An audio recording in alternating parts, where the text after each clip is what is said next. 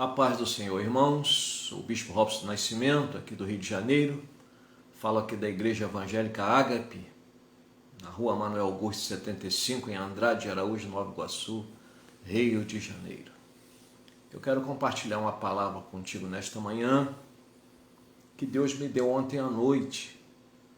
Eu estava no culto, tivemos um culto abençoadíssimo aqui na nossa igreja ontem. A ministração do louvor foi muito abençoada, enriqueceu muito os nossos corações, e uma conclusão com uma palavra poderosa que o pastor Cláudio Peixoto nos trouxe. E eu quero meditar contigo no mesmo texto que o pastor Cláudio ministrou. E conforme o irmão ia ministrando, Deus ia me dando uma palavra no mesmo texto, porque a palavra de Deus ela é poderosa, né? Ela se renova, ela mostra ângulos diferentes.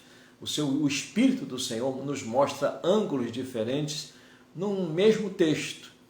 É por isso que a palavra de Deus ela não passa, né? É por isso que a palavra de Deus ela é eterna. É por isso que a palavra de Deus é atemporal, é poderosa, é soberana. A Bíblia chega a dizer que o céu e a terra passarão, mas a palavra de Deus não há de passar, né? E é nessa palavra que nós estamos garantidos, fortalecidos, enriquecidos, renovados todos os dias. A Bíblia chega a dizer que os jovens se cansam e se fadigam, mas aqueles que esperam no Senhor renovam suas forças e sobem com asas como águia. Então eu quero ler contigo Lucas, capítulo 10, verso 38 ao 42, que diz assim: E aconteceu que, indo eles de caminho, entrou Jesus numa aldeia, no caso, para ir para a casa de Marta, né? Numa aldeia, e certa mulher, por nome Marta, o recebeu em sua casa. E tinha esta uma irmã chamada Maria, a qual, assentando-se também aos pés de Jesus, ouvia a sua palavra. Marta, porém, andava distraída em muitos serviços, e aproximando-se, disse: Senhor, não se te dá de que minha irmã me deixe servir só, dizendo-lhe que me ajude? E respondendo Jesus, disse-lhe: Marta, Marta, estás ansiosa e afadigada com muitas coisas, mas uma só é necessária. Maria escolheu a boa parte, a qual não lhe será tirada. A minha oração é que o Espírito Santo de Deus fale aos nossos corações, nos ensine a sua palavra, porque sem o Senhor nada podemos fazer, né? Então eu estou muito feliz de poder acordar já com essa palavra no meu coração para ministrar para a Santa Igreja do Senhor. O objetivo de todos nós deve ser, né, um dos objetivos primários da nossa existência deve ser ajudar, contribuir, edificar a Igreja de Cristo para a glória de Cristo, né? Nosso trabalho tem que ser sempre para a glória do Senhor. Eu quero compartilhar algumas coisas e quero dar um tema a esta ministração. Deus não abre mão. Existem coisas que Deus não abre mão. E se Deus não abre mão, é porque elas são importantes para nós. Traz segurança para as nossas vidas. Fortalece o nosso relacionamento com Deus e até mesmo com o nosso próximo. Porque quando nós temos um sólido relacionamento com Deus, o nosso relacionamento com o nosso próximo vai melhorar dia após dia. Nós vamos começar a compreender o nosso próximo, nós vamos identificar o quanto Deus ama o nosso próximo e quanto nós devemos amar o nosso próximo, né? Então, algumas coisas que Deus não abre mão. A primeira delas, olhando aqui para o texto, Deus não abre mão de redefinir nossos atos. Deus, ele não abre mão de redefinir os nossos atos. Deus está sempre de olho em nós, né? Como Pai amoroso, ele está sempre olhando as nossas atitudes, os nossos atos, e muitas coisas ele tem que estar podando de nossas vidas para que nós alcancemos aquilo que é um dos grandes sonhos de Deus, alcançarmos a perfeita varonilidade, né? Então, Deus não abre mão de redefinir nossos atos. Ele chega na casa de Marta e Maria, Maria se assenta para ouvir a palavra. Maria entende a importância daquele momento. Maria se abriga na presença de Deus, o Deus vivo encarnado na casa da sua irmã. Ela se abriga na presença do Senhor.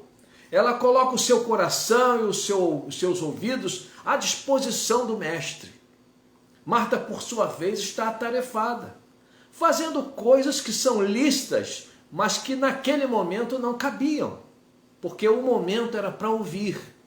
O momento era para dar total atenção ao que o Senhor estava ministrando ao coração daquela família. Né? E Jesus fala, e Jesus respondendo disse-lhe: Marta, Marta, estás ansiosa e fadigada com muitas coisas, mas uma só é necessária. E Maria escolheu a boa parte, a qual não lhe será tirada. Deus não abre mão de redefinir os nossos atos. Eu preciso aprender isso. Se eu quero andar com Deus, eu preciso estar predisposto a ser corrigido. É claro que a correção de Jesus aqui para com Marta é uma correção amorosa, porque ela não estava fazendo nada de errado, nada que comprometesse o seu caráter, mas era necessário ser corrigido, porque Jesus é Pai, né? Deus não abre mão de redefinir os nossos atos. E a gente vê isso na vida de Jonas, onde Deus usa de uma forma bem mais radical para redefinir os atos de Jonas. Jonas quer fugir de Deus, Jonas não quer fazer o trabalho de Deus, Jonas não quer se parecer com Deus, Jonas não quer ser profeta de Deus, e aí ele é encurralado no mais profundo dos mares, dentro de um grande peixe que os estudiosos chamam de Dagadon, e ali ele consegue, Deus redefine os seus atos. Ele se lembra da relação dele com Deus, ele se lembra do templo de Deus, e quando ele tem essa consciência, essa conscientização, ele é lançado na praia por aquele mesmo peixe e vai fazer a obra que o Senhor lhe mandara fazer. Mas foi necessário Deus está redefinindo os atos de Jonas, né? E ele tem uma recaída no capítulo 4, e Deus fala para ele: não é certo que eu tenha compaixão dessa gente? Essa gente que não sabe definir entre a mão direita e a esquerda? Será que eu estou fazendo alguma coisa errada, Jonas? E ali ele redefine os atos de Jonas, porque Deus, irmãos, quer que nós trilhemos o caminho da compaixão. Deus quer que nós trilhemos o caminho da santidade. Deus quer que trilhemos o caminho da comunhão. E para que essas coisas aconteçam em nossas vidas, Deus precisa redefinir os nossos atos. Deus precisa nos ensinar a se parecer com o Filho dele. Um outro caso de uma pessoa que teve os seus atos redefinidos foi o rei Manassés. Um rei perverso para consigo mesmo. Um rei perverso para com aquilo que recebera de Deus. Ele sentou no trono de Judá durante 55 anos e fez tremendas perversidades para consigo mesmo, matando o filho e entregando a deuses estranhos em holocausto, fazendo barbaridades que muitos de nós juntos não conseguiríamos alcançar o número de pecados que esse homem cometeu. E a Bíblia diz no capítulo 33 de 2 Crônicas, que esse homem, esse rei, chamado rei Manassés, foi pendurado com um gancho pelo nariz, e ali ele suplicou o favor de Deus, e ali os seus atos foram redefinidos. Muitas vezes, irmãos, Deus precisa usar a pedagogia da dor para que nós possamos nos redefinir, para que tenhamos os nossos atos redefinidos, para que nós nos adequemos à sua vontade. Então, Deus não abre mão de redefinir os nossos atos. Eu aprendo isso aqui no capítulo 10, do verso 38 ao 42 de Lucas. Ele redefine os atos de Marta. Marta, não é bem assim. Olha para o exemplo da tua irmã, olha para a minha presença, descansa na minha presença. Faz de mim a tua prioridade. Era mais ou menos isso que Jesus estava levando a consciência de Marta. Deus não abre mão de redefinir os nossos atos. Amém? Assim como nós, né, muitas vezes na criação dos filhos, a gente está sempre, hora após outra, podando, redefinindo os atos dos filhos e muitas vezes temos os nossos atos redefinidos por alguém. Eu sempre me lembro de uma grande experiência que eu tive com o pastor Silvio Lopes, né? Eu estava vivendo um momento difícil na minha vida e ele falou, olha, faz tal e tal coisa. Aí eu falei, rapaz, eu não tenho dinheiro para fazer tamanha coisa. E ele virou-se para mim para redefinir a minha consciência, ou a minha fé. Ele falou, eu não estou falando de dinheiro, eu estou falando de fé. Não existe uma moeda mais poderosa do que a fé em Cristo Jesus, o nosso Senhor. E quando eu apliquei aquela palavra de admoestação que o meu irmão me deu, as coisas tomaram o rumo que era necessário, porque Deus não abre mão de redefinir os nossos atos. Amém, queridos? Em segundo lugar, Deus não abre mão da nossa hospitalidade. Quando eu olho Jesus aqui na casa de Marta, ele está me ensinando isso, que ele não abre mão da nossa hospitalidade. É muito ruim quando a gente chega à casa de uma pessoa e essa pessoa não nos recebe com um sorriso, não abre a porta, não nos manda entrar. Foi o caso de Jesus lá na casa de Simão, o fariseu. No capítulo 7 de Lucas, a partir do verso 33. Ele não recebeu a hospitalidade que era necessária, a hospitalidade que estava dentro dos padrões culturais daquele povo. O beijo no rosto, o lavar os pés, enfim, aquela cortesia social que era necessária, ele não recebe. Mas de repente entra uma mulher vista e era uma mulher pecadora, e faz aquilo que Simão não fez. E Jesus admoesta Simão, entrei em tua casa, tu não me deste um ósculo, não lavaste os meus pés, e essa mulher não cessa de regar os meus pés com suas lágrimas e enxugar os meus pés com seus cabelos. E aquela mulher sai dali deixando uma impressão diferenciada, porque Deus não abre mão da nossa hospitalidade. Deus, ele é uma pessoa, ele quer ter atenção. Assim como nós gostamos de ter atenção um dos outros, Deus não abre mão da nossa hospitalidade. Ele comeu na casa de Abraão, louvado seja o nome de Jesus. Ele comeu na casa da sogra de Pedro. Ele foi a um casamento lá em Caná da Galileia, no capítulo 2 de João, do verso 1 ao 11, e com certeza comeu, porque o vinho acabou, mas não há informação que a comida havia acabado. E se tem um casamento, e se tem bebida, com certeza também tem comida, com certeza ele comeu. Jesus, depois que ressuscitou, comeu com seus discípulos, para mostrar que eles não estavam vendo uma miragem. Era o Cristo ressuscitado que comeu com eles, porque Jesus, ele não abre mão da nossa hospitalidade. E para que isso aconteça, hoje nós temos que dar atenção à sua palavra. Hoje nós temos que fazer a sua vontade. Hoje nós temos que amar o nosso próximo. Tudo isso faz parte desse conjunto de coisas que vai nos levar a sermos hospitaleiros para com o Senhor e com a vontade do Deus Todo-Poderoso. Então, Deus não abre mão da nossa hospitalidade. Em terceiro lugar, Deus não abre mão de subtrair das nossas vidas a ansiedade no nosso coração. Deus não abre mão de subtrair a ansiedade do nosso coração. Marta estava ansiosa e ele fala, Marta, Marta, para com isso. Não é momento você estar se fadigando, não é momento você estar fazendo uso desse ativismo desnecessário. Para com isso.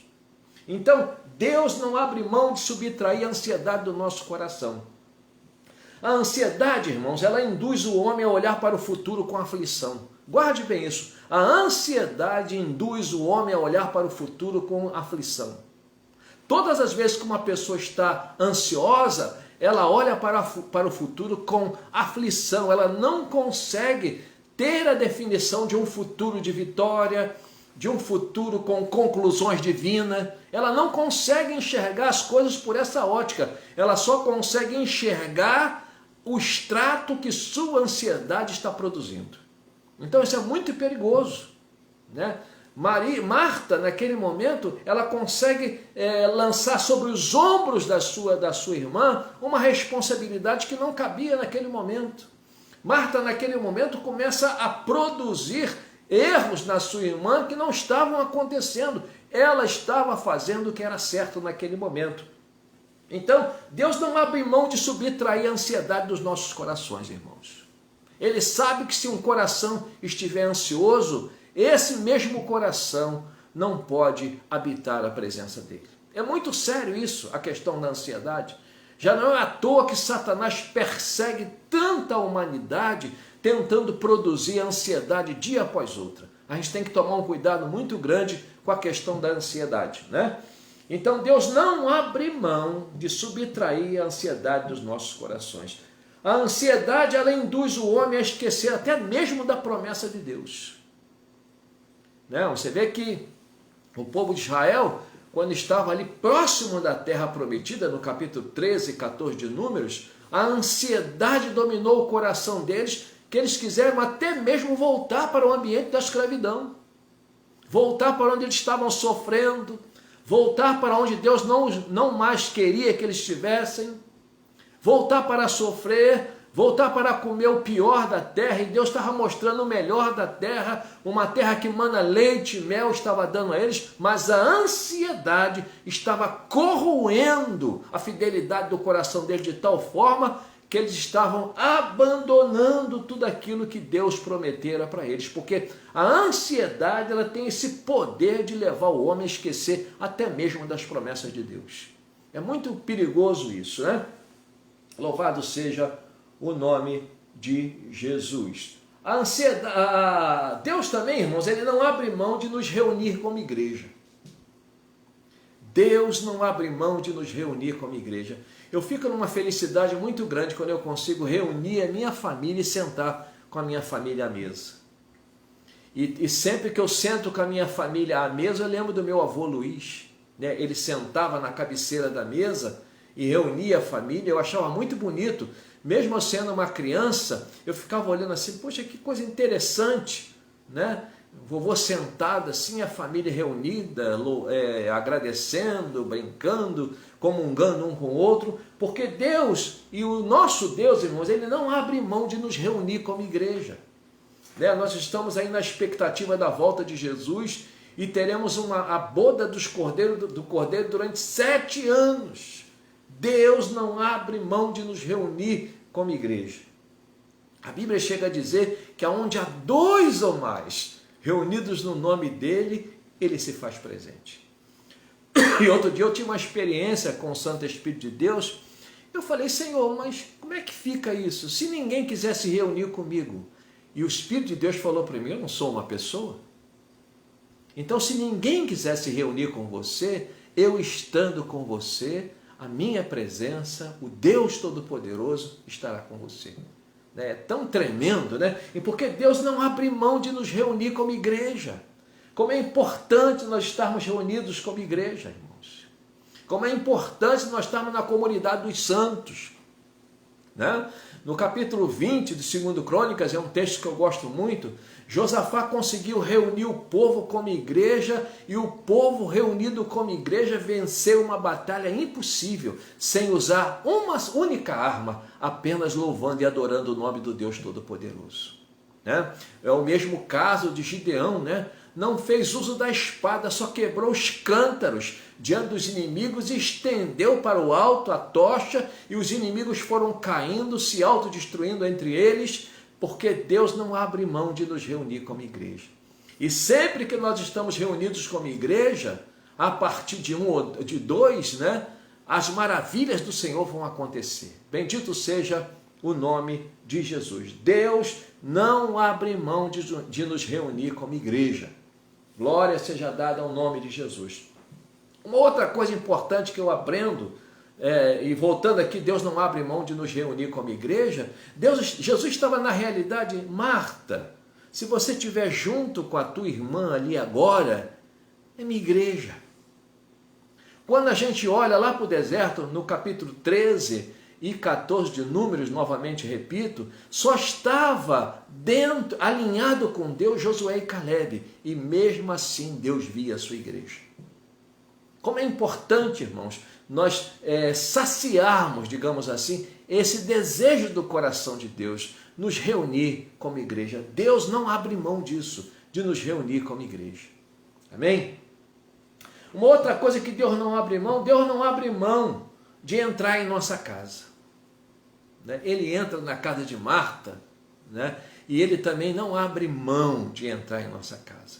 Há um texto no Apocalipse que não está dentro desse contexto que eu estou falando aqui agora, mas dá para nós termos uma ideia. No caso lá, a casa é o coração, mas dá para a gente ter uma ideia de que Deus não abre mão de entrar em nossa casa. O texto de Apocalipse 3:20 diz: eis que estou à porta e bato.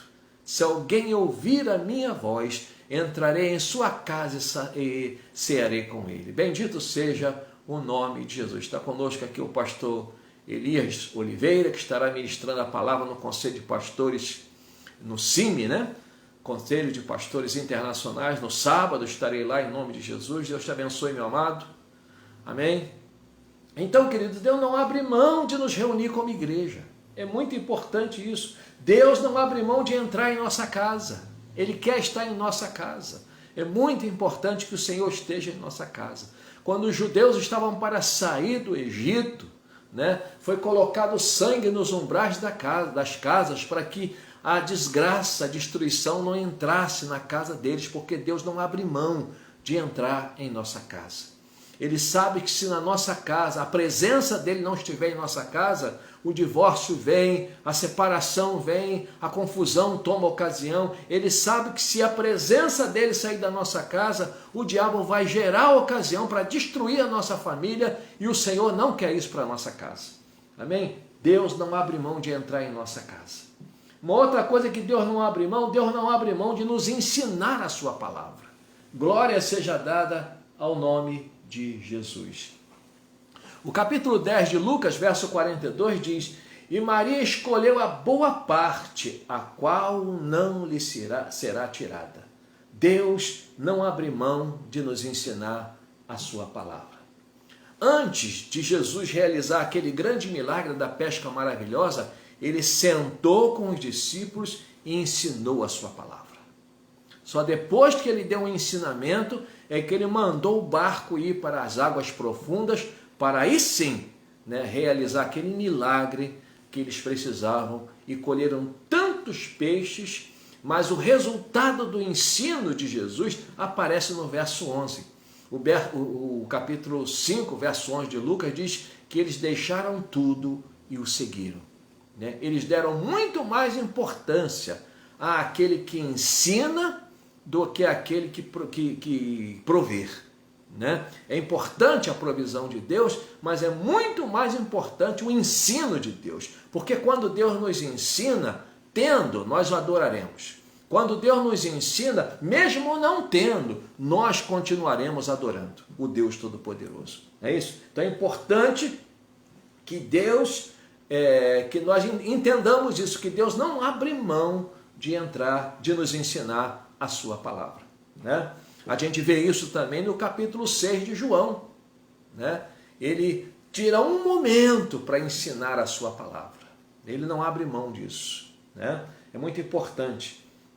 É ouvindo a palavra de Deus que nós vamos discernir a vontade do Deus Todo-Poderoso. É muito importante ouvirmos. Maria estava ouvindo e com isso ela foi discernindo a vontade de Deus. É quando a gente tem tempo para ouvir a palavra de Deus, a gente começa a discernir a sua vontade.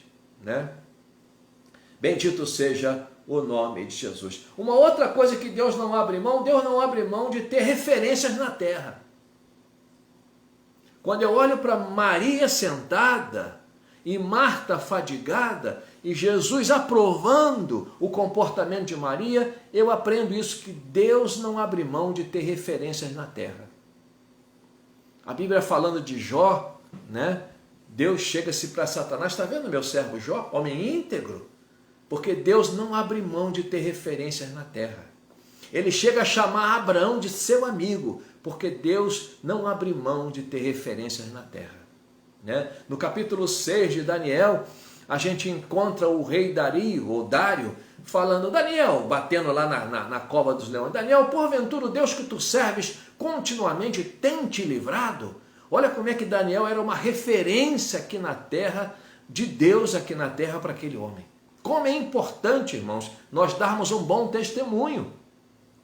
Como é importante nós projetarmos Cristo em nossas ações. Como isso é importante, meus irmãos. Louvado seja o nome de Jesus. Deus não abre mão de ter referências aqui na terra.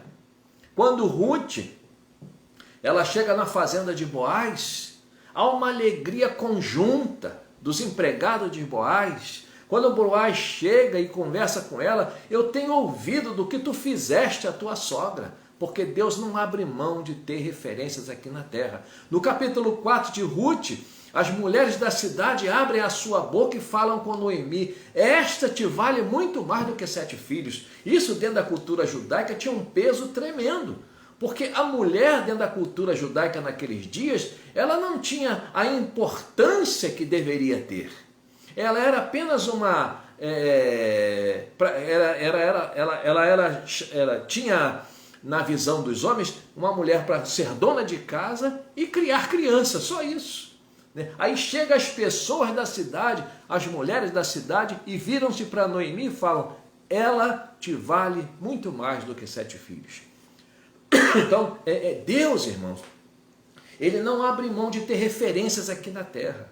E você pode ser uma referência de Deus aqui na terra. Deus quer que você seja uma referência dele aqui na terra. Louvado seja o nome de Jesus. Nós somos a Igreja Evangélica Ágape, aqui em Nova Iguaçu, Rio de Janeiro, no bairro de Andrade de Araújo, na rua Manuel Augusto. Você que não tem uma igreja, quando puder, nos faça uma visita. Nós estamos tendo culto às quartas-feiras, às 19h30, domingo pela manhã às 9 horas e domingo à noite às 19 horas. E se você me ajude também lá no meu canal, no YouTube, fazendo sua inscrição, eu tenho dezenas de vídeos lá, falando sobre a palavra de Deus, exaltando o nome do Deus Todo-Poderoso. Me ajude fazendo sua inscrição lá no meu canal. Então Deus não abre mão de ter referência aqui na terra. Nos dias de Noé, ele se tornou uma referência de Deus aqui na terra. Nos dias de José, José era uma referência de Deus aqui na terra. Nos dias de Ezequiel, Ezequiel era uma referência de Deus aqui na terra. Bendito seja o nome de Jesus. Nos dias de Jeremias, ele era uma referência de Deus aqui na terra. E naquele momento ali entre Marta e Maria, Maria era uma referência de Deus aqui na terra. Louvado seja o nome de Jesus. Em 8º lugar, Deus não abre mão da nossa adoração. Quando eu sento para ouvir a Deus, quando eu administro a minha vida a tal ponto de ter tempo para Deus, isso é visto por Deus como uma adoração. Quando eu coloco em prática aquilo que eu ouvi da parte de Deus, Deus entende isso como uma adoração. Quando as pessoas veem em minhas atitudes a pessoa de Jesus Cristo, Deus vê isso como uma adoração. É muito importante, irmãos, que Deus não abre mão disso. Capítulo 22 de Gênesis é um texto que me ensina muito sobre aquela experiência de Abraão. Ele estava colocando seu filho, Isaque, acima de Deus. Ele recebeu aquela bênção, esperou 25 anos para o nascimento de Isaque, e quando o menino nasce, lá por volta dos 14, 17 anos, a relação de Abraão com seu filho tinha subtraído o tempo de Abraão para Deus. E Deus vira-se para Abraão: olha, toma teu filho, o teu único filho a quem tu amas, sobe às terras de Moriá e oferece-o ali em holocausto a mim. Deus não enganou Abraão, a pretensão dele. Deus não enganou, Deus relatou a Abraão o quão grave estava a situação de Abraão com relação à intimidade dele com Deus Todo-Poderoso. E Abraão sobe. E à medida que ele vai obedecendo o processo de Deus, com certeza Deus está vendo nisso uma adoração. Não só botar um altar, não só botar uma lenha, não só colocar o filho, não só amarrar o filho, não só levantar o cutelo, mas em momento algum Abraão reclamou, E é o momento dessa subida de Abraão com seu filho, que Isaac pergunta: pai, está tudo aqui, mas cadê o cordeiro para o holocausto? E Abraão adora com a palavra que ele fala: meu filho, Deus proverá para si o cordeiro. Então, irmãos, Deus não abre mão da nossa adoração. Quando a gente senta para ouvir Deus, Deus vê nisso uma adoração. E eu creio que Jesus estava orando para Maria e vendo em Maria uma adoradora, porque Maria estava sentada ouvindo o Mestre. Nesta manhã, que Deus possa te dar dando graça para ouvir essa palavra. Que o Espírito de Deus possa estar te dando a graça para que você entenda e coloque essa palavra na sua prática de vida diária. Porque a palavra de Deus, meus irmãos, é para que nós façamos uso dela diariamente na nossa rotina de vida. Deus não abre mão da nossa adoração. E naquele momento, Marta estava saturada pelo trabalho, estava fugindo daquilo que era necessário. Quando a gente olha para o contexto de vida de Marta dentro da Bíblia, a gente vai compreendendo que Marta tinha uma dificuldade de olhar a parte ampla da situação, de olhar a parte panorâmica da situação, de olhar a situação por diversos ângulos. Ela chega-se para Jesus no capítulo 11, quando Jesus manda tirar a pedra, ela fala: já cheira mal. E Jesus, no verso 25 do capítulo 11, havia declarado para aquela mulher algo de suma importância para todos os seres humanos. Jesus havia falado: eu sou a ressurreição e a vida. Quem crê em mim, ainda que esteja morto, viverá. Ela não consegue olhar por todos os ângulos. Ela só conseguia olhar a situação pela ótica da sua razão. E se nós queremos servir a Jesus, irmãos, nós precisamos desenvolver essa habilidade de olhar a situação por todos os ângulos, para que possamos ter para que possamos entender, ter a noção da situação que se encontra diante de nós. É importante olharmos a situação por todos os ângulos. Louvado seja o nome de Jesus. Então Deus não abre mão da nossa adoração. Se Marta olhasse a situação pela ótica que Maria estava olhando, ela largaria as panelas, ela largaria o pano de prato, ela tiraria a lenha do fogão e sentaria para ouvir o Mestre. Louvado seja o nome de Jesus. Deus não abre mão da nossa adoração, irmãos. A gente vem na igreja, para adorar. A gente tem que ter um tempo do dia para adorar. Às vezes eu fico olhando para os muçulmanos. Ele nos dá um exemplo fenomenal. Há momentos do dia que aonde eles estiverem, seja no trabalho, no meio da rua, eles param tudo, se ajoelham e adoram Alá. E nós muitas vezes não tiramos um único minuto para adorar o nosso Deus. E Ele merece toda a nossa adoração. Quando Jesus se encontra com a samaritana, Ele fala que os verdadeiros adoradores adorarão o Pai em espírito e em verdade.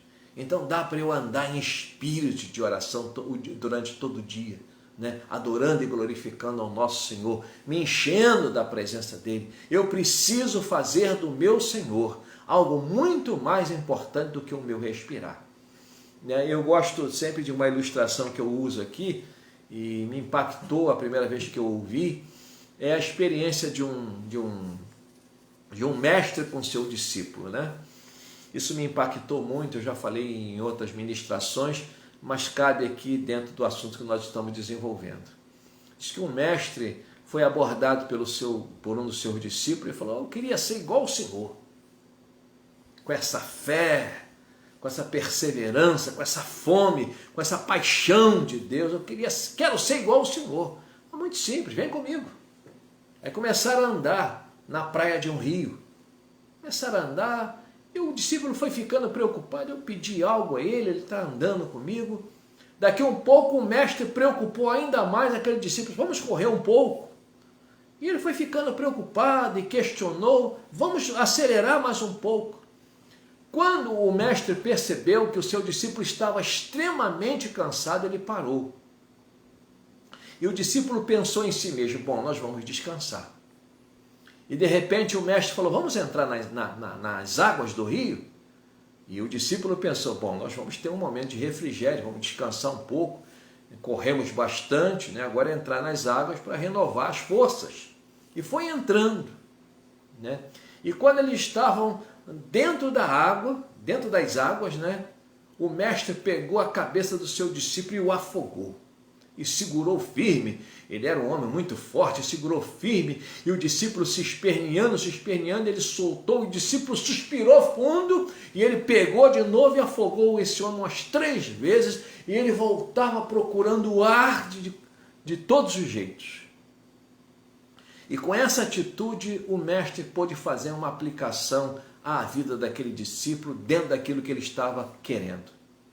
O mestre falou para o discípulo, o dia que você procurar com o teu coração, né, a Deus, do jeito que os teus pulmões procuraram por ar, aí sim você vai poder me imitar. É profundo. A Bíblia está dizendo lá no capítulo 12 de Marcos, verso 30, amarás o Senhor teu Deus de todo o teu coração, de toda a tua alma e de toda a tua força. É necessário, irmãos, que nós desenvolvamos paixão por Deus para que possamos nos tornar verdadeiros adoradores. É necessário que nós tenhamos um tempo para Deus para que possamos nos tornar verdadeiros adoradores.